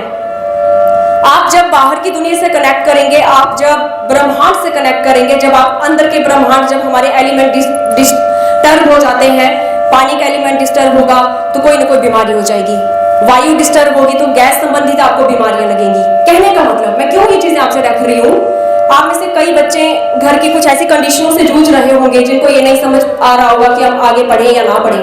कुछ बच्चों को जॉब की टेंशन होगी, कुछ बच्चों को शादियों की टेंशन होता है, ये स्टेज ही ऐसी होती है। इसके बावजूद कुछ बच्चे ऐसी आदतों का शिकार भी हो सकते हैं जो उनको छोड़ना चाहें पर छोड़ नहीं पा रहे हो, या इमोशनली जो एक हमें रहता है हमेशा ऐसा फैक्टर, जब हम इमोशनली ब्लैकमेल होते हैं किसी भी जरिए, चाहे वो फैमिली के कुछ ऐसे कंडीशंस हो या बाहर के। मैं आपको एक ही चीज कहूंगी, अपनी मानसिक शांति को कभी भंग ना होने दीजिए। आप एक्सरसाइज कीजिए, आप योगा कीजिए, आप कराटे कीजिए, कुछ भी कीजिए, रिप्लेस एक्स विथ वाई। क्योंकि जैसा हम सभी जानते हैं, साइंस के स्टूडेंट भी आपके बीच में बैठे हैं, कि माइंड के जो 3 मेजर पार्ट होते हैं, कॉन्शियस, सबकॉन्शियस, अनकॉन्शियस। ये चीज प्लीज ध्यान से सुनना, ये आपके लिए बहुत जरूरी है। देखिए, कॉन्शियस माइंड में वो चीजें हैं, जैसे मैं अभी बोल रही हूँ, आप मुझे देख रहे हैं, आप सुन रहे हैं, कुछ बच्चे वीडियो रिकॉर्ड कर रहे हैं, ये हम कॉन्शियसली कर रहे हैं। जो हमारा सबकॉन्शियस माइंड है वो क्या करता है, जब हम सोते हैं हमें सपने आते हैं, या हम सांस ले रहे हैं, या हमारी हार्ट बीट चल रही है, या हमारी नर्व्स चल रही है, ब्लड सप्लाई हो रहा है शरीर में, ये सबकॉन्शियस माइंड का ही एक आप एग्जाम्पल मान सकते हैं। अनकॉन्शियस माइंड में वो चीजें हैं जो बचपन में आपने कहीं सुनी होंगी, पढ़ी होंगी या फिर देखी होंगी, और अचानक से कभी याद आ जाता है हमें। आपको कई बार ऐसे लगता है कि जैसे ही मेरे साथ पहले भी हुआ है, होता होगा ऐसे आपके साथ भी, या ये चीज मेरे साथ पहले ही घटना हो चुकी है। ये वो क्यों होता है? अनकॉन्शियस माइंड में कहीं ना कहीं वो मेमोरी हमारी होती है, या उस चीज का जिक्र हुआ हो, या कहीं ना कहीं हमारा वो संबंध रहता है हमारे दिमाग से। तो जब हम कोई चीज बोलते हैं जानबूझकर कि भाई ये चीज हो सकती है, जैसे अगर किसी को मैथ टफ लगता है, इंग्लिश टफ लगती है, अगर वो ये बोले कि मैथ बड़ा टफ है, इंग्लिश बड़ी टफ है, तो उसके सबकॉन्शियस माइंड में वही चीजें होंगी। कई बार हम बोलते हैं इतना पढ़ने के बाद भी हम एग्जाम क्रैक नहीं कर पा रहे हैं, पेपर में अच्छे नंबर नहीं ले पा रहे। क्यों? क्योंकि कहीं ना कहीं जो आपका सबकॉन्शियस माइंड है उसमें वो चीजें स्टोर है। सबकॉन्शियस माइंड आपका बोलता है कि भाई तू नहीं कर सकता, कॉन्शियसली तो आप बोल रहे हो कि मैं कर लूंगा, बट जब तक आपका कॉन्शियस और सबकॉन्शियस माइंड एक जैसे तालमेल से काम नहीं करता ना, तब तक आप अच्छा रिजल्ट नहीं पा सकेंगे लाइफ में। ये चीजें मैंने इसलिए रखी कि शायद मैं फिर से कह रही हूँ, आपको शायद मैं बोर कर रही हूँ तो माफी चाहूंगी, बट मैं इसलिए बोल रही हूँ कि आप मेरे शब्दों को सुने, आप समझें और YouTube पे देखें, आपको बहुत बढ़िया से ये चीजें मिल जाएंगी। संदीप माहेश्वरी को सुने आप, या फिर आप power of subconscious mind, power of habits, power of unconscious mind, या फिर लॉ ऑफ अट्रैक्शन, ऐसी बुक्स, ऑडियो बुक्स आपको मिल जाएंगी। उनको जरूर सुने, उनको पढ़ें और अच्छी आदतें विकसित करें अपने अंदर। और जाते जाते मैं अपनी पर्सनल स्टोरी फिर से आपको सुनाना चाहूंगी। जब मेरी ब्लैक बेल्ट की ग्रेडिंग हुई थी, वैसे मैंने बहुत मंच पर कही है पर शायद कुछ बच्चे रहे हैं, इसलिए मैं दोबारा से दोहरा रही हूँ। जब मैं ब्लैक बेल्ट बनना था मैंने, क्योंकि पापा मेरे मिस्त्री रहे हैं, घर का बीपीएल परिवार की लड़की थी मैं, तो वो एक मेरे ऊपर बर्डन मैं फील करती थी कि इसके बाद फैमिली का कहीं ना कहीं मुझे अपना कुछ योगदान देना है परिवार को चलाने में। जब ब्लैक बेल्ट की ग्रेडिंग सामने आई, एक वो दिन था जब 2010 की बात है, 14 जनवरी, और जिस दिन मेरी ग्रेडिंग थी, जिसका मैंने पिछले 4 सालों से इंतजार किया था, वो दिन मेरे सामने था। अनफॉर्चुनेटली मेरी एक बाजू, एक लेग बिल्कुल सुन्न हो गई, मैं हिल नहीं पा रही थी। और मुझे इतना फील हुआ कि मैंने रात दिन तपस्या की है, मैं पता खिड़की से निकल जाती थी, दरवाजा घर वाले बंद कर देते थे, कई बार रास्ते में रीछ मिलते थे क्योंकि जंगल का एरिया था। इतना क्रेज था कि सीखने कराटे, जानती नहीं थी कि क्यों इतनी मैं भागदौड़ कर रही हूँ, कहाँ काम आएगी पता नहीं, पर मुझे एक शौक था कि मुझे सीखना है, मुझे मार्शल आर्ट, मुझे ना ब्लैक बेल्ट बनना है, मुझे एक गोल्ड मेडल लेना है। तो मैंने कहीं ना कहीं ड्रीम लेना शुरू किया, सपने देखना शुरू किया। अब वो दिन आ गया जब मेरी ग्रेडिंग थी और मैं हिल नहीं पा रही थी, मेरा हाथ और पैर काम नहीं कर रहा था बिल्कुल भी, मैं चाय का कप तक नहीं उठा पा रही थी, हाथ से गिर रहा था। बाहर में गई, उदास होकर खिड़की से बाहर देखने लगी और मैंने देखा 13 जनवरी को लोहड़ी होती है, लोहड़ी की मूंगफली और रेवड़ियां नीचे गिरी हुई थी और वहां हम जिनको लोकल लैंग्वेज में गुंडारियां बोलते हैं, चिड़िया, उनका एक झुंड था, वो मूंगफली और रेवड़ियां चुग रही थी। उसमें से ना एक चिड़िया थी जिसकी एक ही टांग थी और वो भी उतना ही चुग रही थी दाने जितने वो बाकी की चिड़िया चुग रही थी। कोई देख के नहीं बोल सकता था कि इसकी एक ही टांग है। और पता नहीं क्यों मुझे उस इंसिडेंट से इतनी हिम्मत मिली, इतना हौसला मिला, मुझे अंदर तक ऐसे महसूस हुआ कि कोई शक्ति जैसे मुझ में आ गई और मैं कर सकती हूँ। मुझे लगा कि मेरा हाथ और पैर बेशक काम नहीं कर रहा है पर मेरे साथ तो है, ऐसे तो नहीं उसकी तरह है ही नहीं। उस चिड़ी का एक ही पैर था। और ग्रेडिंग हुई 17 हमारे बीच लड़के थे पूरे हिमाचल प्रदेश से, चंबा से मैं अकेली थी लड़की और बाकी सभी लड़के थे ग्रेडिंग में। और फाइट हुई, जितने भी ब्लैक बेल्ट है बारी बारी से अपने एक मेजर टेक्निक से जैसे फाइट करते हैं, कोई किक्स, कोई पंच या अदर टेक्निक्स। तो जब लास्ट में रिजल्ट की बारी आई, 3.5 घंटे हमारी ग्रेडिंग चली और जब रिजल्ट में ये नाम अनाउंस हुआ कि best black belt award goes to miss Neelam, तो मैं तो रो पड़ी। जब फाइट हुई तब नहीं रोई मैं, मुझे उस टाइम इतना फील हो रहा था, एक तो पैसे दे रहे हैं ऊपर से मार खा रहे हैं, इतनी भी क्या मजबूरी है। पर एक पल तो मेरा मन करता मैं रोऊं कि मैं हाथ नहीं गुरु पे उठा सकते, क्योंकि फाइट में मेरे साथ फाइट में कौन आ गया था जो हिमाचल में कराटे को लेकर आए हैं, जिसको कराटे का जन्मदाता मानते हैं हिमाचल प्रदेश में, वो मेरे साथ फाइट के लिए आ गए। गुरु पे हम हाथ नहीं उठा सकते पर मैंने सोचा रोक तो सकती हूँ, मैं मारूंगी नहीं तो रोक तो लूंगी कम से कम। पर उनकी टेक्निक्स, हम ना आइज से टेक्निक्स पढ़ते हैं कराटे में कि आंखों से एडजस्टमेंट लगाते हैं कि कहाँ अटैक होगा। वो ऐसा चश्मा पहन के आए जिसमें उनकी आंखें नहीं दिख रही थी और मैं सोचूं कि मेरा शायद इतना बुरा दिन है कि पहले तो मेरे हाथ पैर काम नहीं कर रहे हैं और आगे से ये देखो चश्मा कैसा पहन के आए कि आंखें नहीं दिखेंगी, कैसे पता चलेगा कि टेक्निक अटैक कहाँ करेंगे। इतने बुरे तरीके से धुलाई हुई मेरी, पर बाद में मैंने हिम्मत नहीं हारी, कहीं ना कहीं पेरेंट्स को याद रखा, अपने टीचर्स को याद रखा, अपनी मेहनत को याद किया जब मैं भागदौड़ किया करती थी। और मैं जब फर्स्ट आई पूरे हिमाचल में, मैं बेस्ट ब्लैक बेल्ट चुनी गई थी, 2010 की बात है, तो कहीं ना कहीं मुझे मोटिवेशन मिली उससे कि नहीं, अगर मैं कर सकती हूँ तो आप क्यों नहीं, आप भी कर सकते हैं। अपने सपनों को उड़ान दीजिए, अपने हौसलों को उड़ान दीजिए, सपने देखिए। सपने ना देखना बुरी बात है, पर वो सपने नहीं जो नींद में देखते हैं, वो सपने जो आपको ना हार्डवर्क करने के लिए मजबूर करें, वो सपने देखिए, जरूर देखिए। तो लास्ट में बस एक पोइम, और अब फाइनली मैं स्टेज छोड़ के जाऊंगी। वो पोइम इस तरह से है जो मुझे मोटिवेट करती है। वो पोइम है, मुट्ठी में लेकर सपने, भरकर दिलों में आशाएं, दिल में है अरमान यही, कुछ कर जाएं, कुछ कर जाएं। सूरज का तेज नहीं मुझ पे, मैं उस माटी का वृक्ष नहीं जिसको नदियों ने सींचा है, मैं उस माटी का वृक्ष नहीं जिसको नदियों ने सींचा है, बंजर माटी में पलकर मैंने मृत्यु से जीवन खींचा है। तुम हालातों की भट्टी में जब जब भी मुझको झोंकोगे, तुम हालातों की भट्टी में जब जब भी मुझको झोंकोगे, तब तक सोना बनूंगा मैं, तुम मुझको कब तक रोकोगे, तुम मुझको कब तक रोकोगे। धन्यवाद। जय हिंद, जय भारत। इसके बाद हमारा क्लीन इंडिया का कार्यक्रम किया गया जिसमें कैच द रेन के कंसेप्ट चले थे। इसमें हमारा जो प्रोग्राम था वो था कि हम जल संरक्षण को किस तरह से बढ़ावा दे सकते हैं। जल संरक्षण, हम तो शिव भूमि देव भूमि में पैदा हुए हैं, हमें शायद पानी की इतनी कमी महसूस नहीं होती है, लेकिन जो लोग इस वक्त राजस्थान या जो साउथ के एरियाज में रह रहे हैं उनसे आप कभी ये बात सुनने को आपको मिलती होगी कि पानी की एक एक बूंद के लिए उन्हें तरसना पड़ता है। तो इसी के साथ अब मैं रितिका जी को स्टेज होल्ड करता हूं और साथ में दीपक जी को मैं अनुरोध करूंगा कि वो मंच पर। नमस्कार दोस्तों, सबसे पहले मैं NYK की पूरी टीम का धन्यवाद करना चाहूँगा जो यहाँ पे सर हैं हमारे बीच में, मैं उनका भी तहे दिल से आभार व धन्यवाद करना चाहूँगा। साथ में हमारे बीच में जो मैडम है नीलम, जो हमारे प्रेसिडेंट हैं, जिला परिषद अध्यक्ष हैं, उनका भी हम तहे दिल से धन्यवाद करना चाहेंगे। और साथ में जितने भी मैं बताना चाहूँगा कि NYK की एक ऐसी टीम है, क्योंकि बाकी चीज़ें बाद में बताऊंगा, पर NYK की टीम के बारे में बताना चाहूँगा कि मैंने बहुत सारे लोगों के साथ और बहुत सारी संस्थाओं के साथ एज ए टीम प्रेरणा हमने काम किया है। तो अगर मैं नीलम मैम की बात भी करूं तो एक मैं पॉलिटिशियन तो इनको गिनता ही हूं, पर उसके कहीं ज़्यादा गुना एक एक्टिव वॉलंटियर भी इनको गिनता हूं, क्योंकि ये हर जगह एक वॉलंटियर की तरह भी पार्टिसिपेट ज़रूर करते हैं। और NYK की बात की जाए, चाहे यहाँ पे दिनेश है, यहाँ पे निशा मैम है, भार्गव है, और यहाँ पे बहुत सारे बंटू है और बहुत सारे ऐसे लड़के हैं जिनके साथ हमने मिलकर काम किया हुआ है। तो कोई भी काम तभी होता है जब हम सब मिलके काम करें। अकेला अगर आप सोचे NYK है या प्रेरणा है या कोई भी जितनी भी हमारी NGOs यहाँ पे बैठी हुई हैं, तो अकेले कोई भी काम नहीं कर सकता। तो हमारा ये रहता है कि हम सब मिलके काम करें।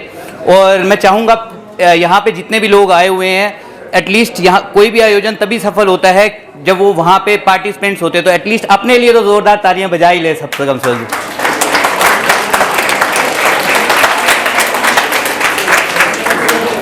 मैं ज़्यादा नहीं कहूँगा, जितना भी कहूँगा उसको प्लीज़ आप लोग सुने ज़रूर, क्योंकि हमें 2 सालों में बहुत ज़्यादा हमें मुकाम हासिल हुए हैं, पर हुए भी हैं तो सिर्फ आप लोग के सहयोग से हुए हैं। तो हमने 3 जो मुख्य चीज़ें थी वो हमेशा अपने ख्याल में रखी, जो संस्थाओं में होनी चाहिए। सबसे पहली चीज़ जो होती है, कोई भी हम काम करते हैं तो उसमें होती है ट्रांसपेरेंसी, कि जब हम कुछ काम करते हैं तो उसमें क्या रहता है लोगों को कि यार देखो कोई भी चीज़ होती है उसके लिए चाहे पैसा है या कोई भी चीज़ है, तो लोग हमें कुछ भी दें तो लोगों के बीच में पता होना चाहिए कि हमने कुछ काम किया है, वो ट्रांसपेरेंसी से होना चाहिए। उसमें ऐसा नहीं है कि कुछ खा लिया हमने या किसी इस तरह से। दूसरी चीज़ होती है वो होती है न्यूट्रलिटी, कि जब हम कोई काम करते हैं ना, हो सकता है कि किसी व्यक्ति के साथ हमारी नहीं बनती है और एक के साथ हमारी बनती है, तो हम किसी का एक फेवर लेके काम करते हैं। तो जब हम कभी भी काम करें तो उसमें जो होता है कि हमें किसी का फेवर लेके काम नहीं करना चाहिए। और तीसरी जो चीज़ रहती है वो सबसे मुख्य उद्देश्य रहते हैं, वो होती है इंडिपेंडेंसी। जब हम किसी के साथ काम करते हैं तो कोई हमें सपोर्ट करता है, पर सपोर्ट करने का मतलब ये नहीं है कि वो हमें डायरेक्शंस दे कि तुमने इस तरह से काम करना है उस तरह से, क्योंकि हम जब भी काम करें तो अपनी सोच के अनुसार करें, उसको ही काम दे जो उसका डिजर्विंग हो। अमूमन क्या देखा जाता है यहाँ पे, और बहुत सारी योजनाएं जैसे अभी हमने देखा यहाँ पे, आप लोगों ने बहुत अच्छा, जितने भी यहाँ पे थे सांसद हमारे बहुत अच्छी बातें कर रहे थे, पर उनमें से सबसे बड़ी चीज़ जो मुझे लगी आज के समय में, कि पोटेंशियल तो सब में होता है, पर आज के डेट में जो सबसे आगे जाता है उसका एक ही रीज़न होता है जिसके बाद सिफारिश होती है।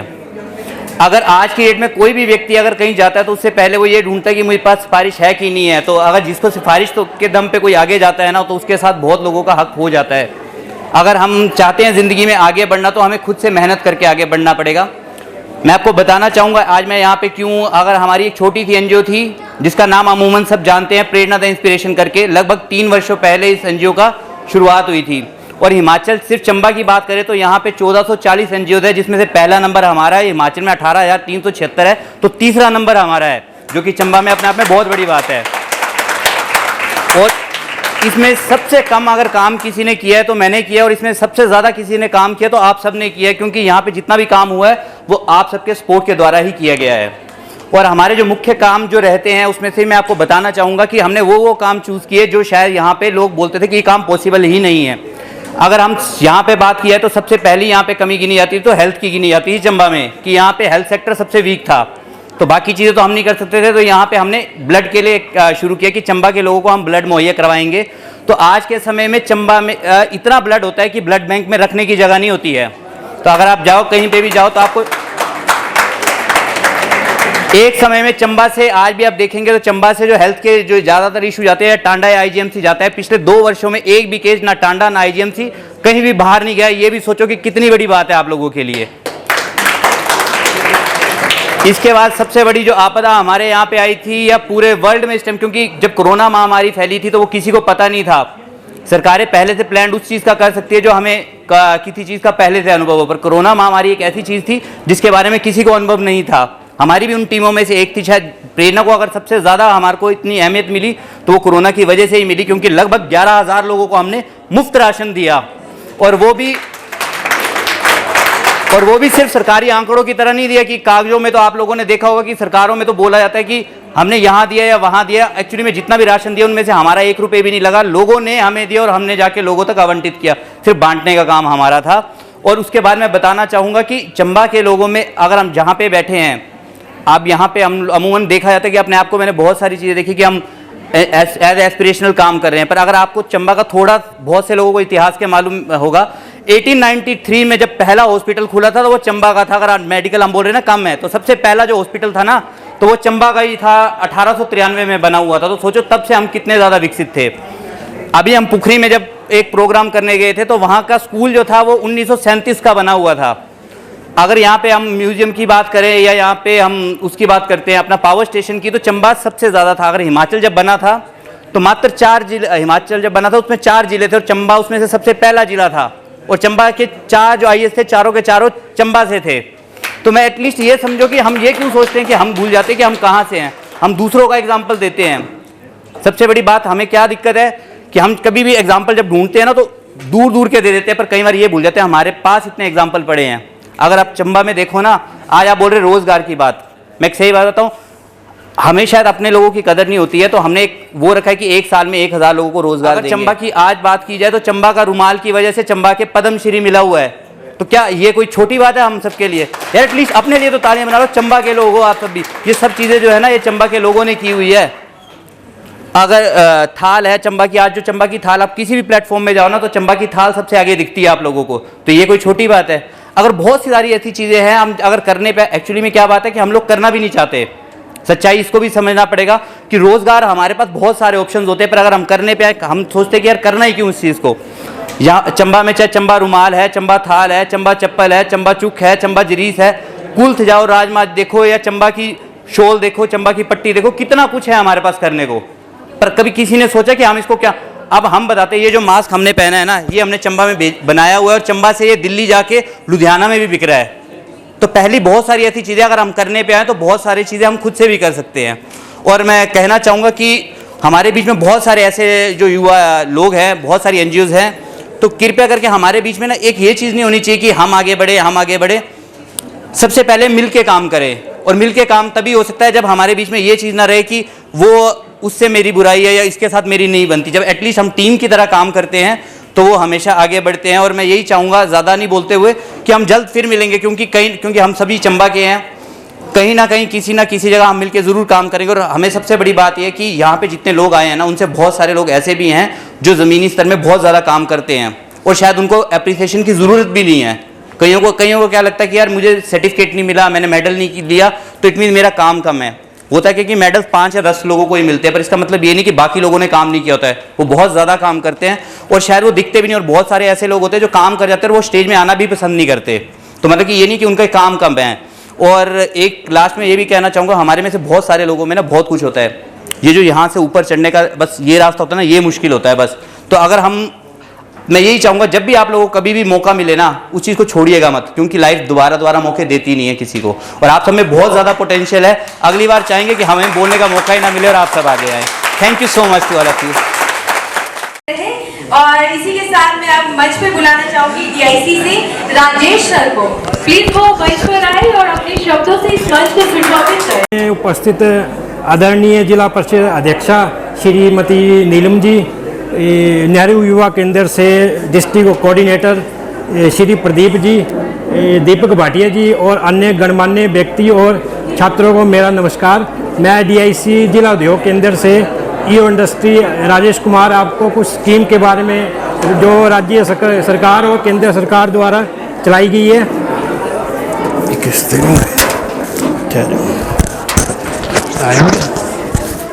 को राज्य और केंद्र सरकार द्वारा जो यूथ के लिए स्कीम चलाई गई है एम्प्लॉयमेंट के लिए।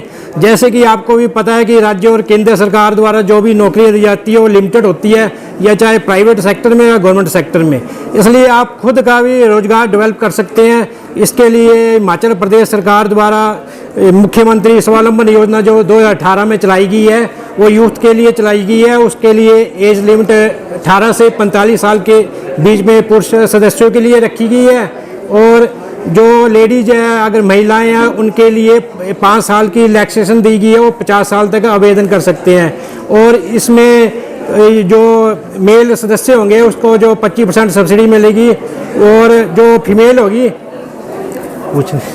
और जो फीमेल होंगे इसके एंटरप्रेन्योर होंगे उसमें 30% सब्सिडी दी जाएगी फीमेल को, और जो विडो होगी लेडीज उसको 35% दी जाएगी। आप इसमें जो इंडस्ट्री में के थ्रू आप जो लोन अप्लाई करेंगे तो 2 सेक्टर होते हैं, उसमें एक मैन्युफैक्चरिंग सेक्टर और एक सर्विस सेक्टर। मैन्युफैक्चरिंग सेक्टर में आप 1 करोड़ तक का इन्वेस्टमेंट कर सकते हैं और 60 लाख तक आपको सब्सिडी दी जाएगी। और जो आपका एक सर्विस सेक्टर आ गया और मैन्युफैक्चरिंग आ गया, इसमें आपको सब्सिडी जो मैंने बता दी 25% मेल को दी जाएगी और 30% लेडीज को, 35% विडो को। और इसके अलावा आपको 5% का आपको रिबेट मिलेगी इंटरेस्ट सब्सिडी में 3 साल के लिए। जो भी आप बैंक में इंटरेस्ट देंगे उसका 5% आपको जब क्लेम करेंगे तो रिवर्स हो जाएगा आपको।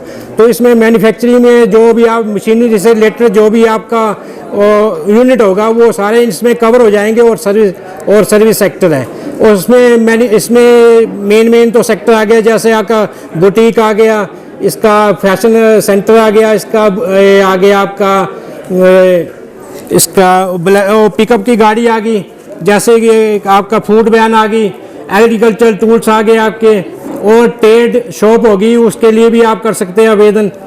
और इसके अलावा आप इसमें एक अभी हाल ही में अभी 2-3 महीनों में एक सर्विस एक्टिविटी इंक्लूड की गई है इसमें वेटरनरी में।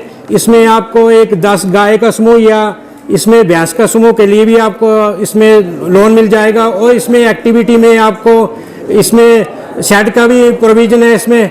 शेड के अलावा आपको इसके अलावा अगर आपको उसका पैकिंग का अगर चाहिए, मशीनरी चाहिए दूध के लिए, उसका पैकिंग का भी हो जाएगा। और इसके अलावा अगर आपको ज़्यादा प्रोडक्शन हो रही है तो आपको बेचने के लिए अगर आप पिकअप गाड़ी की चाहिए आपको, तो ये भी इसमें इंक्लूड हो जाएगी। और इसमें नर्सरी सेक्टर भी इंक्लूड किया गया इसमें, और एग्रो टूरिज्म का इंक्लूड किया गया। इसमें आप हट वगैरह बना सकते हैं, जैसे कि होम स्टे होता है आपका, उसके लिए अप्लाई कर सकते हैं आप। उसमें आपका बगीचे से रिलेटेड जो भी काम होगा वो भी इंक्लूड हो जाएगा। और इसमें एग्रीकल्चर टूल भी ले सकते हैं आप। और इसमें जो आपको डॉक्यूमेंट चाहिए, आपको जो केस करने के लिए सबसे पहले तो आप बैंक को जाना पड़ेगा, कंसर्न बैंक में, जहाँ भी आप केस करेंगे। अगर वो क्रेडिट हिस्ट्री और सिविल स्कोर देखेंगे आपका कि लेन देन आपका ठीक है, तब आपके लिए वो यस कर देंगे बैंक वाले। उसके बाद आपको प्रोजेक्ट रिपोर्ट जो सीए बनाता है उससे प्रोजेक्ट रिपोर्ट तैयार करनी पड़ेगी। और उसके हिमाचली बोनाफाइड लगेगा, Aadhaar card, PAN number, age proof का लगेगा। और इमर्जिंग हिमाचल साइड में वो ऑनलाइन सारे अपलोड होंगे डॉक्यूमेंट्स वगैरह, और जो अपलोड होके जो आएंगे वो डीआईसी में आएंगे ऑनलाइन। जब डीआईसी में आपके डॉक्यूमेंट सही होंगे, चेक किया जाएगा उसका, उसके बाद आपके कंसर्न बैंक को वो भेजे जाएंगे आपके डॉक्यूमेंट वगैरह। तब जब उसकी कंसर्न बैंक से आपको अप्रूवल मिल जाएगी तो उसके बाद डीएलसी की मीटिंग होती है एडीएम सर की उसमें अध्यक्षता में, जिसमें हर महीने होती है मीटिंग। उसमें जब पास हो जाएगा आपका केस तो सैंक्शन के लिए ऑनलाइन आपके बैंक को कंसर्न बैंक को चले जाएगा। जब सैंक्शन हो जाएगा तो 60% सब्सिडी आपकी उस टाइम पड़ जाएगी। अब जब आपका यूनिट वर्किंग में आ जाएगा उसके बाद आपका इंस्पेक्शन होगा और डॉक्यूमेंट वगैरह होंगे चेक, उसके बाद 40% भी आ जाएगी सब्सिडी। इससे ये होता है कि मुख्यमंत्री सब्सिडी में आपका 1.5-2 महीने के अंदर इसका सारा प्रोसेस हो जाता है और 100% सब्सिडी आपके अकाउंट में चली जाती है। जब लोन होगा, मान लो 10 लाख का लोन है, अगर 2 लाख सब्सिडी आ गई तो 8 लाख पे आपको इंटरेस्ट लगेगा। अब जब 1 साल के बाद जब आप इंटरेस्ट देंगे, उसकी स्टेटमेंट लगाएंगे, क्लेम करेंगे तो इसका 5% आपको पैसा आपके अकाउंट में ट्रांसफर हो जाएगा 3 साल के लिए। और इसके अलावा पीएमईजीपी स्कीम है, प्रधानमंत्री एम्प्लॉयमेंट जनरेशन प्रोग्राम। अगर किसी की एज 45 या 50 साल के ऊपर हो गई है तो वो सेंट्रल सरकार की स्कीम है, इसमें अप्लाई कर सकते हैं। इसमें भी एक्टिविटी 2 ही है, मैन्युफैक्चरिंग और सर्विस सेक्टर। इसमें 10 लाख रुपया सर्विस सेक्टर में आ जाएगा और 25 लाख रुपया आपका मैन्युफैक्चरिंग में आ जाएगा। इसमें के लिए आरसेटी के द्वारा ट्रेनिंग भी दी जाती है 1 वीक या 2 वीक की। और उसके बाद आप इसमें भी ऑनलाइन ही आपको आवेदन करना पड़ेगा। और इसके जब सैंक्शन हो जाएगा केस तो इसके लिए सेंटर से टीम आती है, वो आपका फाइनल वो चेक करेंगे यूनिट, उसके बाद ही आपकी सब्सिडी दी जाएगी। और एक स्कीम चलाई गई है REBTB, rural engineering training based programme, वो जो सेंटर सरकार द्वारा चलाया गया है। वो अब आपकी स्किल को अपग्रेड करने के लिए, जैसे कि प्लम्बर का काम करता है, इलेक्ट्रिशियन का करता है, फिटर का काम करता है, लकड़ी का काम करता है, तो उसका ITI या जो रजिस्टर्ड जो संस्था है सरकारी, उसमें आप ट्रेनिंग कर सकते हैं। इसके लिए आपको 1500 रुपया पर मंथ स्टाइफन दिया जाएगा और 9 महीने की ट्रेनिंग होगी। एज लिमिट इसमें 16 से 40 साल के बीच में होगी। इसमें आप DIC में आवेदन कर सकते हैं। इसका BPL का सर्टिफिकेट चाहिए, अकाउंट की कॉपी चाहिए और एप्लीकेशन चाहिए आपकी, और एज प्रूफ चाहिए आपका। और इसके अलावा दूसरे सेंटर सरकार द्वारा भी REBT भी प्रोग्राम चलाया गया है। इसमें 2400 रुपये दिया जाएगा आपको, स्टाइफन वगैरह पर मंथ दिया जाएगा, और इसमें 7000 की टूल किट भी दी जाएगी, और इसका ये 9 महीने का ये प्रोग्राम होगा।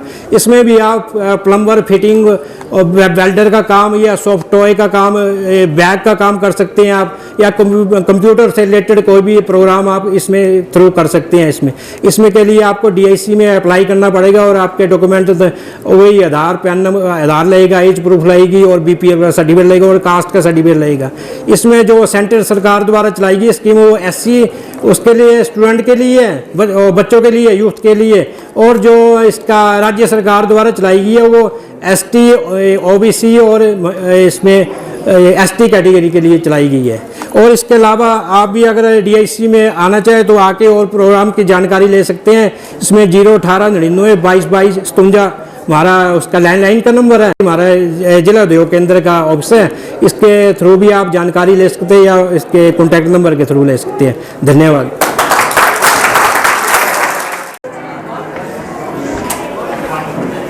Good afternoon all of you. भूख बहुत बड़ी लग पड़ी है ना, खाना आ गया, कोई बात नहीं, अभी हम इसके बाद खाना खाएंगे, ठीक है। तो मैं आप लोगों को बताना चाहूँगा कि जैसे हमारी जो अध्यक्षा है नीलम नैयर जी, नीलम कुमारी जी, और नीलम नैयर बार बार आ जाता है नाम मुंह पे, वो भी अध्यक्ष है ना डिस्ट्रिक्ट की अपने। तो मैं आप लोगों को बताना चाहता हूँ कि उन्होंने जैसे आप लोगों को बताया है कि पंचायती राज का नॉलेज हर युवा को होना चाहिए। हम लोगों को अपने अधिकार पता नहीं है। मैं खुद पंचायत का नुमाइंदा हूँ, मैं महिला का उप प्रधान भी हूँ, और ब्लॉक महिला का उप प्रधान संघ का अध्यक्ष भी हूँ। NYK के साथ हम लोग काफ़ी टाइम से जुड़े हुए हैं, और NYK के काफ़ी प्रोग्राम्स हमने किए हैं। तो मेरे साथ रितिका भी गई थी एक बार, हम लोग केरला तक गए हैं। काफ़ी प्रोग्राम्स आते हैं नेहरू केंद्र के द्वारा, तो आप लोग इसकी जानकारी जो है वो नेहरू केंद्र में जाके ले सकते हैं। उनके साथ कैसे जुड़ना है वो आप लोगों को पता होना चाहिए। पंचायत में आपके क्या हो रहा है, आपके गांव में क्या चीज़ें हो रही हैं, वो आप लोगों को पता होना चाहिए। जहाँ का यूथ जो है वो अवेयर होगा, वहाँ पे कभी भी धांधली या घपले नहीं होंगे। भ्रष्टाचार को आप लोग रोक सकते हैं। हम लोग, आप लोगों में से कितने लोग हैं जो ग्राम सभा में जाते हैं? Raise your hands. 2 लोग हैं, 3, 5 लोग। जब तक हम लोग ग्राम सभा में नहीं जाएंगे, हम लोगों को एजेंडों का पता नहीं चलेगा। आई बात समझ में? ग्राम सभा सबसे बड़ी पावर है। पंचायत से बड़ी पावर जो है वो ग्राम सभा की है। आप लोग ग्राम सभा में जाओगे, वहां के एजेंडे देखोगे, तो आप लोगों को पता चलेगा कि क्या काम आपके गांव में हो रहा है। और नेक्स्ट ग्राम सभा में या नेक्स्ट जो मीटिंग होती है उसमें जाके आप उनसे पूछ सकते हो कि ये एजेंडे हुए थे तो इनके ऊपर कितना काम हुआ। वो आप लोगों का हक है। जब तक आप लोग नहीं मांगोगे, आप लोगों को कुछ नहीं मिलेगा। दूसरी बात, DIC ऑफिस से आए हुए हमारे बड़े भाई ने आप लोगों को बताया, गवर्नमेंट की काफी स्कीमें हैं औद्योगिक क्षेत्र में। आप लोग ये ताम झाम देख रहे हो, जिस चेयर पे आप बैठे हो, ये सारा काम जो है ये भी DIC की बदौलत ही शुरू हुआ था। 10 लाख का लोन लिया था, 3 साल के अंदर वो भरा, और उसकी जो सब्सिडी थी 20%, उसके तहत ही ये सारा कारोबार हुआ है। और 10 लाख से मैं आप लोगों को बताना चाहूंगा, आप लोग यूथ है ना, हम लोगों ने लेट ये काम शुरू किया, लेकिन आप लोग कर सकते हो। DIC ऑफिस में जाइए, आप लोगों को काफी स्कीमें मिल जाएंगी। हर एक के लिए 18 से लेकर 45 वर्ष तक कोई भी वहां पे जाके अप्लाई कर सकता है, और आपको वहां पे टेक्निक बताई जाती है कि कैसे आपने उस पैसे को यूटिलाइज करना है और कैसे अपने व्यवसाय को बढ़ाना है। वो सारी जानकारी जो आपको DIC से मिलेगी, और वहां पे एक ट्रेनिंग भी होती है। PMEGP में ट्रेनिंग होती है। उस ट्रेनिंग में आपको पूरा मैनेजमेंट सिखाई जाती है कि कैसे मैनेज करना है। 10 लाख का लोन लिया था, आज मेरे पास 25 लाख की कैपिटल खड़ी है DIC की बदौलत ही।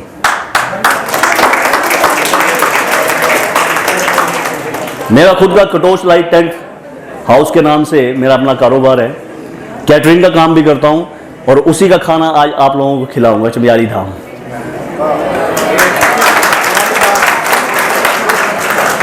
इन्हीं शब्दों के साथ जो हमारे बीच में आए जिला परिषद अध्यक्षा नीलम जी, डीआईसी ऑफिस से आए हुए मेरे बड़े भाई, और आप सभी का मैं तहे दिल से नेहरू युवा केंद्र की तरफ से आप लोगों का धन्यवाद करता हूं कि आप लोगों ने अपना कीमती समय निकालकर यहाँ पे इस प्रोग्राम को सफल बनाया।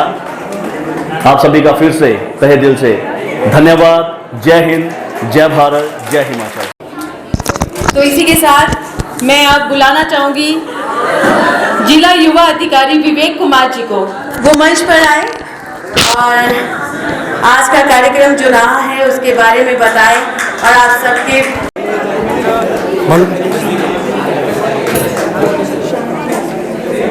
हेलो, गुड आफ्टरनून आप सभी लोगों को। मुझे आप सभी लोगों के चेहरे देख के लग रहा है कि आप सभी लोग थक चुके हुए हैं। सुबह से सुने ही जा रहे हैं लोगों को यहाँ पे आते हुए, तो बस आपके इंतज़ार थोड़ी देर में ख़त्म हो जाएगा। ये मैं लास्ट स्पीकर हूँ यहाँ पर, इसके बाद आप सभी लोग लंच करें। तो जो आज का कार्यक्रम था उसके मुख्य अतिथि जो थे श्री जिला चंबा के सदर विधायक श्री पवन नैयर जी, मैं उनका धन्यवाद करना चाहूँगा कि उन्होंने अपने बिजी शेड्यूल से टाइम निकालकर नेहरू युवा केंद्र चंबा के इस जिला युवा सांसद कार्यक्रम को अपना टाइम दिया। इसी के साथ साथ नीलम जी का जो जिला परिषद अध्यक्ष हैं, जिन्होंने टाइम निकाला हमारे इस जिला युवा सांसद में आने के लिए और इस कार्यक्रम की शोभा और ज़्यादा बढ़ा दी। और जो आपके चंबा कॉलेज से एनएसएस के वॉलंटियर्स हैं, वो इन्होंने आके यहाँ पे परफॉर्म किया, जो नेशनल यूथ पार्लियामेंट था जिसमें उन्होंने पार्ट लिया। मैं उनका भी धन्यवाद करना चाहूँगा कि उन्होंने भी काफ़ी बिजी शेड्यूल चल रहा है उनका और उनके पेपर भी आने वाले हैं, लेकिन उन्होंने एज ए वॉलंटियर आकर यहाँ पे काफ़ी अच्छा एक प्रस्तुति प्रस्तुत की। और आखिर में मैं धन्यवाद करना चाहूँगा सभी जितने भी कंप्यूटर सेंटर्स हैं, जितने भी यूथ क्लब्स हैं, जितने भी एनजीओज़ हैं, जहाँ जहाँ से भी लोग आए हुए हैं, उन सभी लोगों का धन्यवाद करना चाहूँगा। और जो आज का कार्यक्रम था उसका एकमात्र उद्देश्य था कि जो आप लोग युवा हो, आप लोगों को जो आसपास की समस्याएं हैं वो आप लोग समझो और उनका समाधान निकालो। तो इसी पर आज का कार्यक्रम था और मैं आशा करता हूँ कि आप लोग आप जब यहाँ से निकलोगे तो कुछ ना कुछ लेकर जाओगे, यहाँ से ऐसे ही ना निकलोगे। आप यहाँ बैठे हो, इतनी देर बैठे हो, तो या जब यहाँ से निकलोगे, इस गेट से बाहर निकलोगे, तो अपने साथ कुछ नया लेकर जाओगे और उसको अपने जीवन में उतारोगे उसी चीज़ को।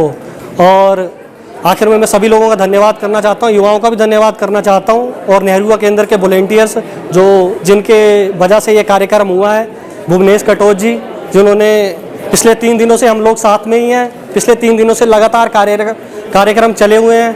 तो आप सभी लोगों का धन्यवाद और आप सभी लोग जितने भी आए हुए हैं, जहाँ जहाँ से भी आए हुए हैं, सभी लोग लंच करके जाएं और धन्यवाद। जय हिंद, जय भारत।